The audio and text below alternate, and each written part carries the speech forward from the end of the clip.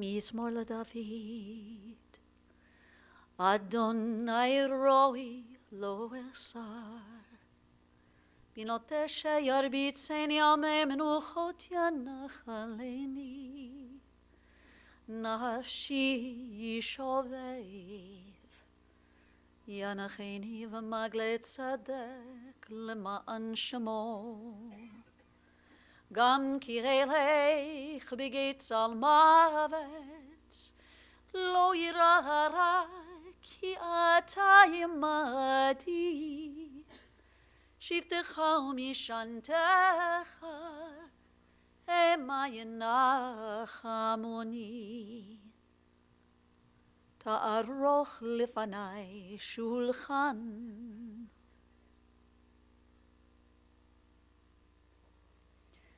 נגד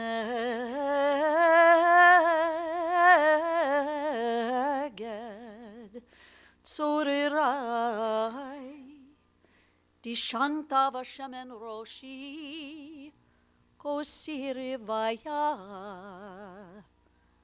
אך טוב וחסד ירדיפוני כל ימי חיי. ושבתי בבית אדוני לאורך ימים. Friends, I've chanted for you the words of our 23rd Psalm. In these more difficult moments in life, moments when our hearts are breaking and when we are in search of comfort, of solace, we often turn to the psalmist. And so I ask you to recite these words with me. The Lord is my shepherd, I shall not want. He maketh me to lie down in green pastures. He leadeth me beside the still waters. He restoreth my soul. He guideth me in straight paths for his name's sake. Yea, though I walk through the valley of the shadow of death, I will fear no evil, for thou art with me. Thy rod and thy staff, they comfort me. Thou preparest a table before me in the presence of mine enemies. Thou hast anointed my head with oil. My cup runneth over. Surely goodness and mercy shall follow me all the days of my life, and I shall dwell in the house of the Lord forever. In the rising of the sun and in its going down, we will remember her.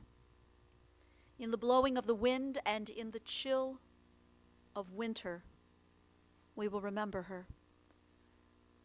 In the opening buds and in the rebirth of spring, we will remember her. In the blueness of sky and in the warmth of summer, we will remember her. In the rustling of leaves and in the beauty of autumn, we will remember her. In the beginning of the year and when it ends, we will remember her. When we are weary and in need of strength, we will remember her. And when we are lost and sick at heart, we will remember her. When we have joys we yearn to share, we will remember her. So long as we live, she too will live, for she is now a part of us as we remember Gail Hames. To her children, Rand, Robert, and Jonathan Lee, and also to Nancy, Laura, and AJ, to her sister and brother-in-law, Judy and Bert, and to her grandchildren, Kevin, David, Jenna, Jackson, Maddie, and Jacob, and also to Amanda and Esma, and to her sweet great-grandson, whose voice we hear beautifully, really, reminding us of the power of life and the circle of life, to her great-grandson, Andrew Marshall, and to all the members of the family and to so many dear and cherished friends. We've come together today to remember, but also to celebrate the life of your beloved Gail.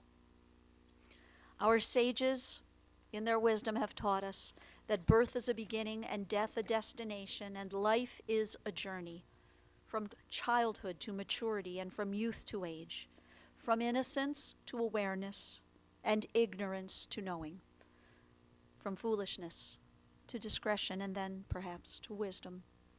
From weakness to strength, or strength to weakness, and often back again. From health to sickness, and back we pray to health again. From offense to forgiveness, from loneliness to love, from joy to gratitude, from pain to compassion, from grief to understanding, and from fear to faith, from defeat to defeat to defeat, until looking backward or ahead, we see that victory lies not at some high place along the way, but in having made the journey, stage by stage, a sacred pilgrimage. Birth is a beginning and death a destination, but life is a journey, a sacred pilgrimage to life everlasting. Gail's journey began here in Cleveland. She was born in 1936 to Janet and Irv Zwick. Gail and her younger sister Judy grew up in University Heights on Lallemont Road. Judy, you remember a sister who was an intelligent girl. You knew that she was an excellent student, always earning straight A's in high school, as well as earning a spot in the National Honor Society. And Judy, when we spoke, you recalled a big sister who was accomplished on the tennis court and who had a great group of friends. During your childhood and teen years, Gail was a wonderful sister. But Judy, it seems that it was when you both entered into early adulthood that you and Gail really grew to be the best of friends. How many of us here can share that as a young married couple with small children, we chose to live just 2 streets away from our brother or sister? And Judy, you and Gail did just that. In the earliest years of your marriages and raising your children, Judy, you and Gail found yourselves living in Lyndhurst, on Bluebell and on Meadowwood respectively, and your family spent all time together, all holidays, all birthdays, all sorts of celebrations together in each other's homes. You and your sisters taught your spouses, but more importantly, your children, the true meaning of family. And whenever you and Gail may have needed a break from what we would call the ganze Mishpacha, the whole family, the two of you would go out to the movies every Friday night. Your sister loved the movies. She loved going with you, and she could name just about any actor from any era. This was just one of the very special bonds, Judy, that you shared with Gail. Following her graduation from Cleveland Heights High School, Gail matriculated to Northwestern University. And Judy, you remembered that it was the summer before Gail headed off to college. It seems that your family were members at Hawthorne Country Club, and one day the family was at Hawthorne enjoying the pool, and Marshall Hames spotted your sister. He was a lifeguard at Hawthorne. He was a few years older than your sister. Judy, you shared with me that there was sort of this rule at Hawthorne that staff was not allowed to date members. But Gail and Marshall ignored that rule. A courtship began, and following your sister's first year at Northwestern, she returned home to Cleveland and transferred to Western Reserve, where she studied and earned her degree in education. Gail and Marshall married in September of 1957, and just a couple years after their wedding, they welcomed their first son, Rand, and soon after that, Robert, and then Jonathan Lee, completing the Hames family portrait. Gentlemen, together your parents enjoyed a life that was filled with family and friends. There was their tennis group, about 8 couples or so, who over the years would get together to play tennis, go out to dinner, and just have fun. And you 3 boys have sweet memories of family vacations, the 5 of you piled into a car, driving down to Florida, sometimes to visit your grandparents, sometimes to visit Disney World. And like every couple, your mom and dad had their shtick together. Your parents' backseat driving of one another, or the way that they might disagree. If your dad disagreed with your mom, he might simply say, baloney. And sometimes They might have been at opposite ends of a situation, and usually this meant canceling out each other's vote come election time. But more often, you saw your folks working together as a great and highly organized team. You three also recalled growing up with your aunt and your uncle and your cousins nearby. Your mom loved you boys, and she also loved her wonderful and large extended family. There were Friday night Shabbat dinners, whether it was at your parents' home, sometimes it was at Rand and Nancy's, but these were always important moments, important times for Mom. And you saw how she adored her nieces and her nephews. And boys, you know how happy your mom was to see that each of you were blessed to have found loving partners. She loved Laura and AJ and Nancy like daughters. And Nancy, being in town, Nancy, you and Gail became very close, and I know that you were able to enjoy a very sweet and special bond. And to her 6 grandchildren, Kevin and David, Jenna and Jackson, Maddie and Jake, nothing was more precious to Grandma Gail than the 6 of you. You were, of course, her greatest joy and her most precious treasures. And her great-grandson, little Andrew Marshall, while only 16 months old, any time Andrew would come to visit, Gail's eyes and her smile would completely light up.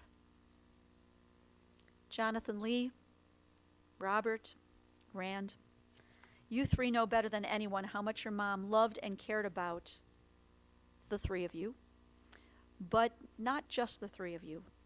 She cared about her other children. These were her students. Your mom was a highly respected and dedicated elementary school teacher. I'm told 4th grade was her favorite grade. And if the PTA stands for Parent Teacher Association, well, Gail was all that and so much more. As a teacher, she was involved in PTA throughout her career with a variety of school functions, events, and fundraisers. And as a parent, Gail even served as president of the PTA. She was a student of life herself. She went on to obtain her master's degree in education from John Carroll University. And in her retirement, your mom continued teaching. But now, the teaching happened in her home. And now the students were children with learning challenges.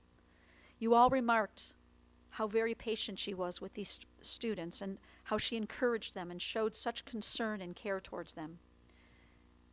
In a way, she was the ultimate caregiver. And this was so true when it came to your dad. We know that your father died in 2005. And at the time of his death, Mom and Dad had celebrated 48 years of marriage. But the last 37 years of that marriage, your father was living with cancer.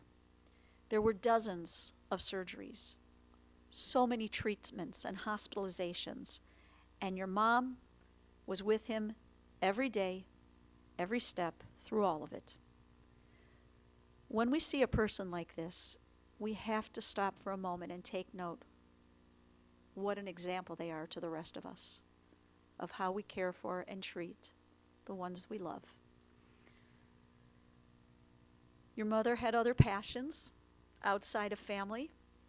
She loved her murder mysteries, and on television she could be glued to the set watching Criminal Minds or Murder, She Wrote, or her favorite, Monk. She loved her Cleveland sports teams, the Browns, the Indians, and eventually the Cavs. And she continued to play tennis as long as her body would allow her to. And she enjoyed playing Mahjong. And she loved dogs, always having a 4-legged companion as part of the family. And her friends from her school days, who remained lifelong friends, her friends from her days as a teacher, her tennis friends, and I have to mention her dearest friend, her friend Sue Kane, who lived across the street from Gail and Marshall. Sue always had Gail's back, always. And Sue, who also shared Cleveland Indian season tickets with Gail, it was Sue who was always there, even in these last several years when Gail's health was so challenged. She never gave up on your mom. Sue would go every Wednesday with you, Judy. You'd go to Arden Court to visit Gail. Always made sure you brought in Chinese food. And the three of you would have some very special, much needed, and greatly treasured girl time. And so, friends, today we join together as we remember this wonderful woman who was kind and so smart, who was warm and funny and fun, a woman who was involved in her community and her profession, and a woman who was certainly a devoted wife, mother, sister, grandmother, aunt, and friend. We join with the sages of our people as we declare Zichrona Livracha. We pray that the memory of Gail Hames and the good deeds that she performed here in the land of the living, that this will always be our blessing. Amen. We're taught that words which come from the heart enter directly to the heart. There are several members of the family today who have special words in their hearts that they want to share with us. First, I want to call on her three sons to come forward, Rand, Robert, and Jonathan Lee.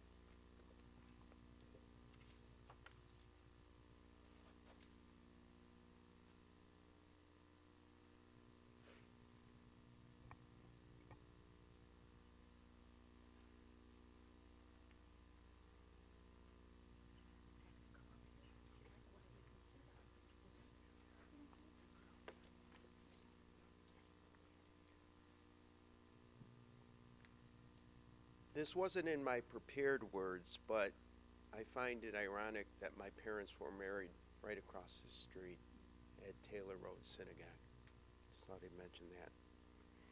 In a completely rational society, the best of us would be teachers, and the rest of us would have to settle for something less. You'll never guess who that was from. If you remember Lee Iacocca, he had some good ones, and this was one of his. My mother was a teacher's teacher.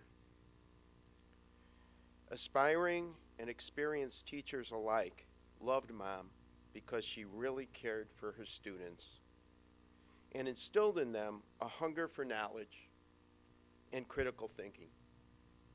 Mom inspired countless children at school and also my brothers and me at home. At various events at Mom's school I attended, former students, people my age or older, then parents themselves, came up to me to tell me how much Mom meant to them. And their children, my mom was then teaching generations. Mom motivated thousands of children over a 30-plus year teaching career.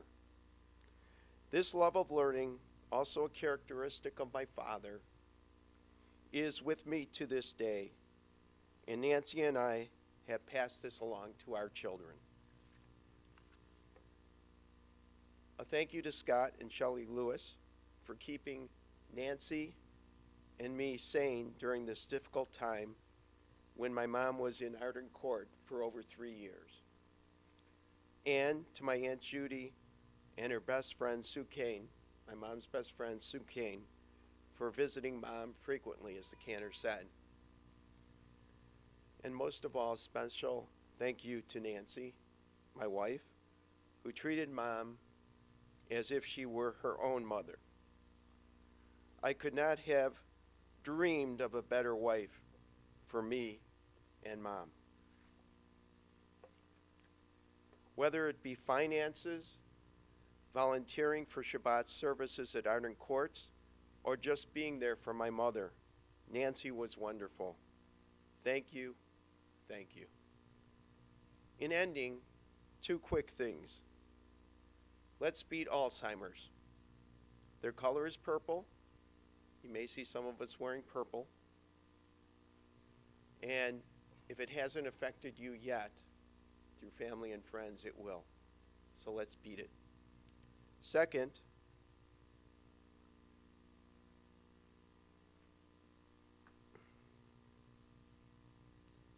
I want to settle this once and for all, because it really impacted me as a child.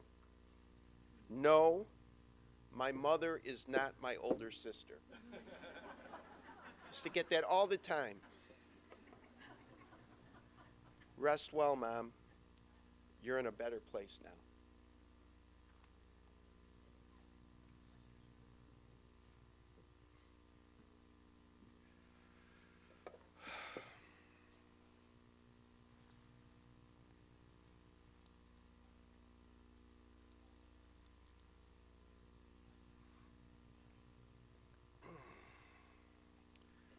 Well, I think you may hear a little bit of repeating, but I think it's worth doing so. So before I share a few memories of my mom, I'd like to thank a few people who gave a lot of love, care, and compassion to my mom.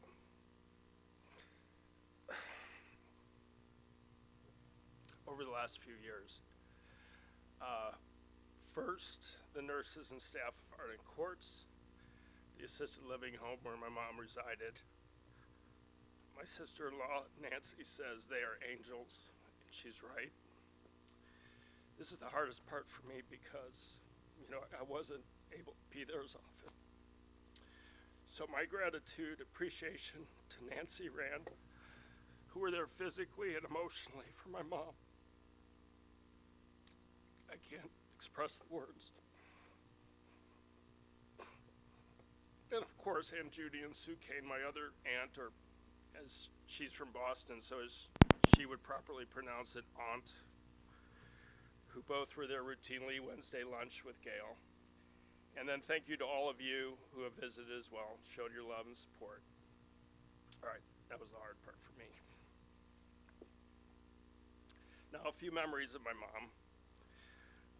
Turning us into good people. I remember all the support and love, some of it tough love, but definitely love, and what in hindsight and with the respect of raising children of my own must have been very hard work for my mom as she worked to help turn us three into good people. And her focus was having good morals, respect for all people and ourselves, and the importance of education in our lives, along with a strong work ethic. And she exemplified that, as well as drilled it into us. Managing a home full of testosterone, my mom grew up with one sister, which made her ill-prepared for adult life in a household of 5 males. Dad, Rand, me, Jonathan Lee, and Pepper. Pepper was a retriever Doberman mix who was every bit part of the family, and he was actually bigger than Jonathan back then. Not anymore, but so my mom handled life with all the shenanigans, horseplay, and tomfoolery, calmly and coolly. Not really.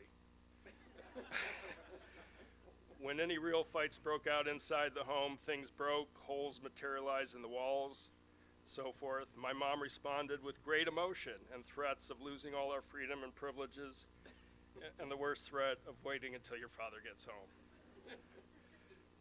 But more often than actual physical violence was the constant goofing around. My brother Rand and I had a goal each dinner to get Jonathan Lee to laugh right when he was drinking his milk. And if we timed it just right, we could get the milk to come out his nose. The victory was usually short-lived, as my mom would not be impressed, and my dad would lose his temper, and Rand usually had the right touch to trigger all of this. So it was ironic that the result would usually be me going to my room following the victory. Love and torment. My wife Laura marvels at how all of us would casually, comically torment my mother. That's her word for it, torment. Of course, with love. One example would be when my daughter Jenna was born. After 3 sons and 2 grandsons, Mom was still hopeful for the first girl under her matriarch. I called my mom right after the birth, right there in the hospital room, to let her know both Laura and baby were doing well. Baby had 10 fingers, 10 toes, all the right parts from what I could tell.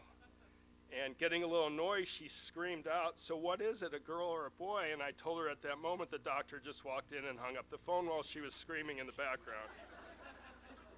She found out eventually. And so my mom teams up with karma. And of course, my getting into a little trouble now and then made its way outside the home. But I'll skip those very few stories about all that. But when I was, one thing I will say before I go on to the karma part was when I was, every now and then unfairly in trouble, she definitely had my back. And when I was at fault, it was not very pleasant. But one terrific irony happened when my mom picked me up after getting a ride to Cleveland, home from college for a few days. I asked her where we were going when she drove by our turnoff to our house, and she was a bit upset. And she told me, "You are accompanying me to pick up your brother, Jonathan, who is in the principal's office at Brush High School." I said, "Okay, Mom, I'm with you. Been there?" And then I said something like that. Jonathan just shook my head. I've been in that office before, but I have to say how weird it was to be on the other side with my mom picking him up, which I believe was her whole point of the experience. Scary movies. Mom loved scary movies. I remember whenever I'd get home on a weekend evening after hanging out with my friends, the goal was to try to get into the house as quietly as possible with my intent to tiptoe up to the bedroom and go to sleep. But inevitably, my mom would be in the family room watching some scary movie about a thrasher killing everyone in a town somewhere, and she'd yell out to me, "Robert, come here, watch the end of the movie with me. It's the scariest part." And I said, "If it's so scary, why do you keep watching?" And she would always say the same thing. "I want to see him get it in the end." And then she'd tell me what was happening, and I had to kind of keep notes of that aspect in case I did anything terrible. She was the biggest sports fan. My mother loved going to sports, especially football, rooting for the Browns, the Buckeyes, and of course the Brush Arcs. And I can't remember a sports event, football, wrestling, basketball, when I was younger, that she wasn't there. Mom was always there, and as you know, she was always cheering for her team, and she was always cheering for me. Education was central. I have great memories of my mom as a teacher. She was committed to her students and truly valued learning. She emphasized reading from when I was very young, and one of those kids, who would hide behind the other kid in kindergarten because I couldn't do the ABCs, but wound up, with such appreciation. I grew up as a young kid reading books about Greek mythology, science fiction, adventure, anything in that realm, and she was extremely supportive of that and really focused in on that. My mom and dad would go with us to Sunday school, and they both taught classes, followed by the weekly ritual of us all going out to eat for lunch, rotating turns to pick a restaurant. I usually go with Italian food, and Rand always picked Burger King. I remember on a visit home from college, my mom had me come into her class at South Lynn, I think 4th grade, to teach her kids about gravity and space. And that was fun, and my mom was impressive in the classroom. There she was, ultra calm and in control. It was great to see that side of my mom after the years of us creating chaos and calamity for her at home. And of course, for all three of us, being the kids of a teacher in the pre-technology era, the countless grading of homework and exam papers we all did as we grew up. So just, to just come to an end with all these stories, I just say the range of memories, all emotion and commotion of a very lively, loud household.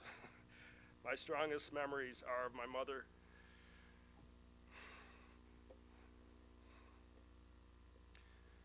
standing by my father in love and partnership, loving and supporting the three of us, and Pepper, and Casey, and TJ, and that's it.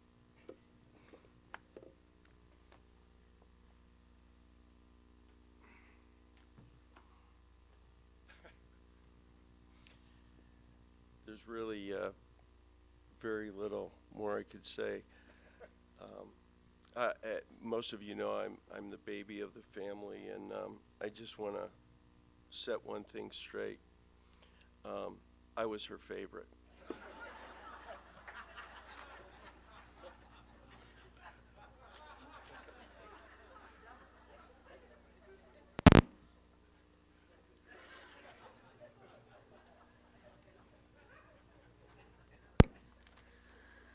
Well played, Jonathan. I'd like to call on her daughter-in-law, Nancy, who has a few words to share with us.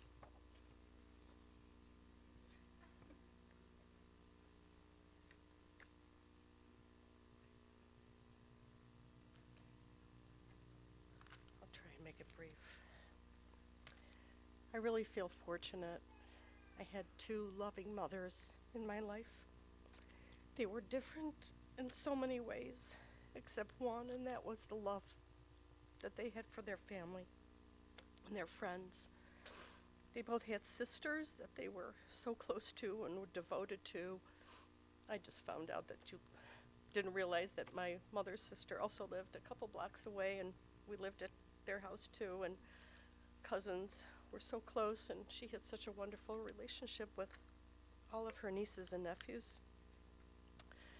She has 6 wonderful grandchildren that she's so proud of, and she did take a deep breath when David was born, because it was the 5th boy. But Jenna came along a little bit after that. They both had many friends, but 2 that were very special for Gail were Sandy Holster, who passed away a while ago, and Sue Kane, who was, as she said, a sister from another mother. I don't have to tell you that she went there so often to be with Gail, along with Judy, but I love so many things about Gail. She had style. She was always dressed nice with coordinating jewelry. I would raid her closet that was mostly Chico's, and she took really good care of herself. She always had her hair done, and it looked perfect thanks to me and Michelle continued on when she was still at Arden, and I really appreciated that. She exercised daily. She walked Casey. She swam at the aquatic center, and she wasn't afraid to speak her mind. I liked that about her, that she was so confident. She didn't hold grudges. She argued passionately and often, mostly with Marshall. But when it was over with her, and she was done, and she went on. And she always took my side when it came to disagreements with Rand. Something I made note of and I plan to do with Amanda and Esma. I admired so much about her intelligence, her confidence, her strength, and her love. And I feel so truly blessed to have been loved by 2 amazing mothers.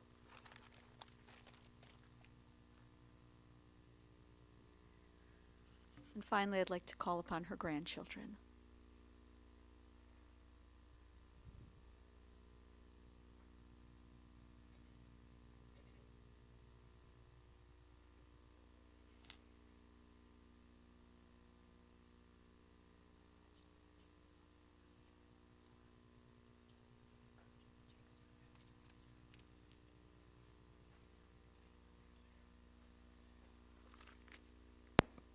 Hi everyone, I'm David, and with me we've got the rest of the grandchildren, Jenna, Jackson, Maddie, Kevin, and then Jacob wasn't able to be here, but no, he really wanted to. So we are Gail's 6 grandchildren. First off, I want to thank everyone for being here today. I know my grandmother is looking down on us, and it's amazing to see how many lives she's impacted. Grandma loved all of her grandchildren very much and would always support us in whatever we did. Brother and I, growing up in Cleveland, we were fortunate to see her more often, which meant I always had a mini cheering section at all my soccer games. My grandma was extremely passionate about Cleveland sports, but if you thought she was intense cheering for the Cleveland Browns, you should have seen her during one of my travel soccer games. I didn't get to live near Grandma, but visiting my grandma was like visiting a queen. Seeing her beautiful perfume tray was proof. I wasn't sure I liked the smells, but I liked how all the perfumes looked. This was definitely how a classy lady kept her perfumes. When I would visit, Grandma would let me pick out some jewelry from her collection. She would even give me her extra makeup to wear. My grandma made me feel extremely fancy. Sometimes Grandma's love was a little overwhelming, whether it was coming over to her house for dinner and being offered everything in the kitchen to accompany her meatloaf, beef barley soup, and famous orange jello, to her constant perception that no matter how warm it was outside, an extra layer or jacket was always required before going outside. She always wanted us to know we were loved and cared for, and that she was always looking out for us. As you know, my grandmother was a teacher. She loved taking her grandchildren who were old enough to school with her when she was teaching.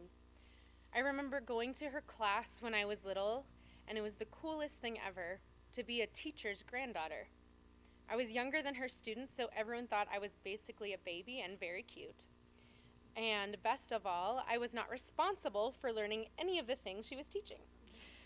She welcomed me into her classroom and again made me feel very special. One amazing thing she did for the grandchildren while my grandfather was still alive was take each of us individually on a trip anywhere in the United States. I took my trip to Mount Rushmore and then continued on to meet the rest of the family in Colorado for a road trip.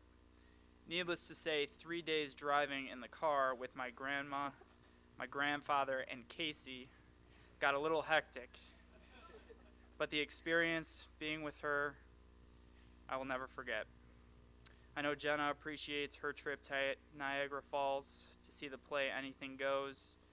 She still recites the soundtrack. I think she recited it 103 times when she was younger. Kevin took a trip to Washington, D.C., and then Jackson took a trip to Hershey, Pennsylvania.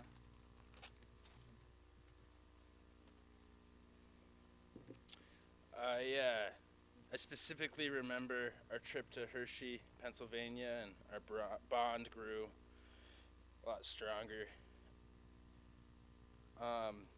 Learning about how chocolate was made and exploring the Rock and Roll Hall of Fame would have been very mundane if not for my partner in crime, making the whole experience very enjoyable. She revitalized my passion in learning, and she made me realize that it's possible to learn new things and still have fun.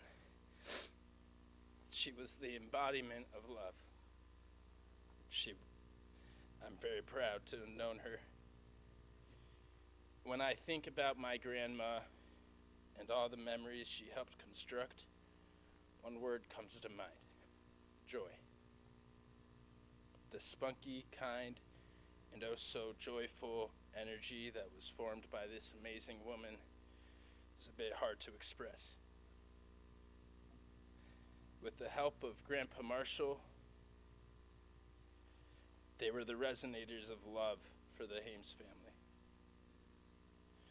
From my grandmother, I learned to keep a comedic outlook on life and to love and accept all who I interact with. She was always so rambunctiously energetic. Energy doesn't die. It's very clear to me that her energy has continued on in all of us that were lucky enough to know such a wonderful person. And that was my grandmother, or our grandmother. She wanted to teach us and give us new perspectives on the world, and most of all taught us to never be afraid to step outside our comfort zone. Family time was extremely important to Grandma. Every 2 years, our grandparents made sure that we all gathered for some quality vacation time. One year, at a family vacation on the beach, she was swimming in the ocean. The waves were crashing, and according to Grandma, I was very concerned for her and unsure if she had my expertise in the water, like a 9-year-old has. I called to her, "Grandma, be careful, you're old." She reminded me of this story every single year after, laughing as if it was the first time every time.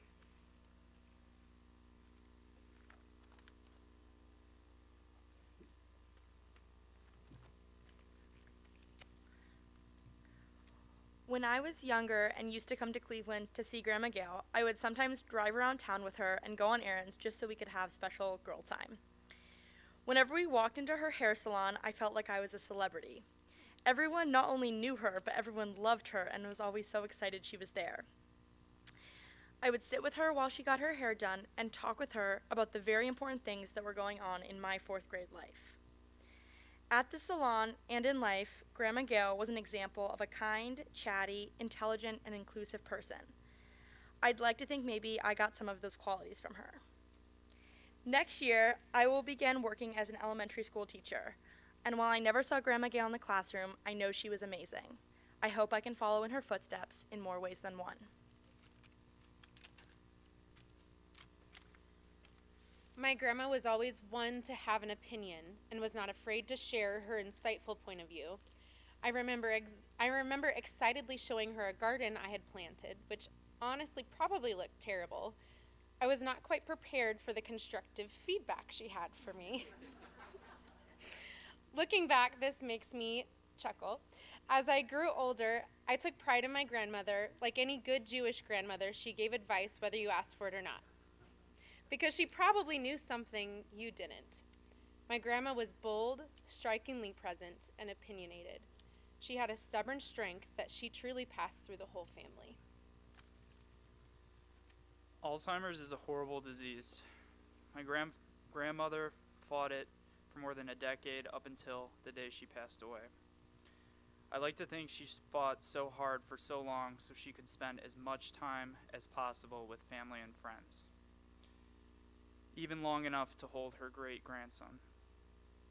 She may have been losing her mind, but she was always there. Even when I visited her a few weeks ago, handed her a chocolate milkshake from McDonald's, and gave her a kiss on the cheek, I could feel her still there and still with us. I love you, Grandma Gail. We all love you. Your grandchildren love you. And when I eventually have kids and grandchildren of my own, I will only hope to give them the same love and be half the person you were to us. We love you.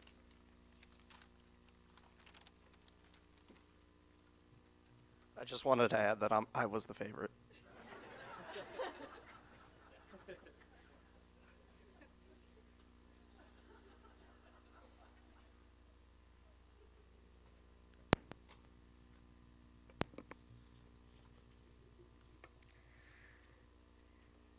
Lastly, I'd like to call on Scott Lewis. I could introduce Scott to you as a dear family friend, but I think it's more appropriate to introduce you, Scott, as, please come forward, to introduce you as maybe the fourth son in the family. And so help me, if after you sing, you say you were the favorite, it's going to be a problem. Scott has a beautiful rendering of a very sweet prayer to share with us at this time. I may have been her favorite singer. No, not really. Ose shalom bimromav, hu yaseh shalom aleinu, ve'al kol Yisrael, ve'imru, imru amen.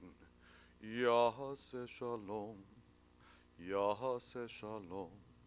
Shalom aleinu, ve'al kol Yisrael, Yaseh shalom, Yaseh shalom, Shalom aleinu, ve'al kol Yisrael.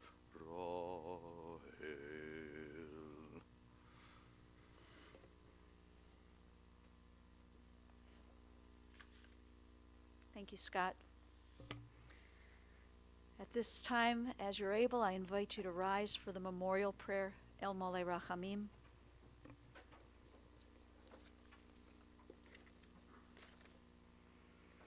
El Mole Rachamim, Shochen Bamromim, Amsei Menucha Nechana Tachat Kanfei Ashchina, במעלות קדושים מותרים כזוכר הרקיע מסיירים את נשמת יקירנו שהלכה לעולמה בגן עדן תמנוחתה אנה בה הרחמים אסתירך בסתר כנפיך לעולמים ותצרור בצרור החיים את נשמתה אדוני הוא נחלתה ותנוח בשלום על משכבה ונאמר Amen. O merciful God who dwells on high, who is full of compassion, Grant perfect rest beneath the shelter of your divine presence among the holy and pure, who shine as the brightness of the firmament. To our dear departed, Gail Hames, who has gone now to her eternal home. May Gail's soul be bound up in the bonds of eternal life, and grant that her memory inspire all of us to noble and consecrated living. And to this we can say, Amen. Please be seated. Friends, our service will continue at Hillcrest Memorial Park Cemetery. Following the interment, the family will be receiving visitors today until 8 p.m. at Acacia on the Green. The actual address is 2112 Acacia Park Drive in Lyndhurst. I believe they can access off of Cedar Road, off of Acacia Park Drive. Okay. Visitation here will be until 8 p.m. Tomorrow, though, on Wednesday, visitation will be at the Hames residence at 5620 Elm Hill Drive in Solon. Visitation times tomorrow are from 2 until 4 p.m. and then again from 6 until 8 p.m.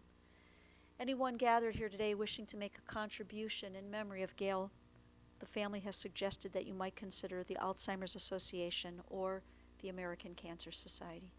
On behalf of the entire family, we thank you for your love and support on this sad yet important day.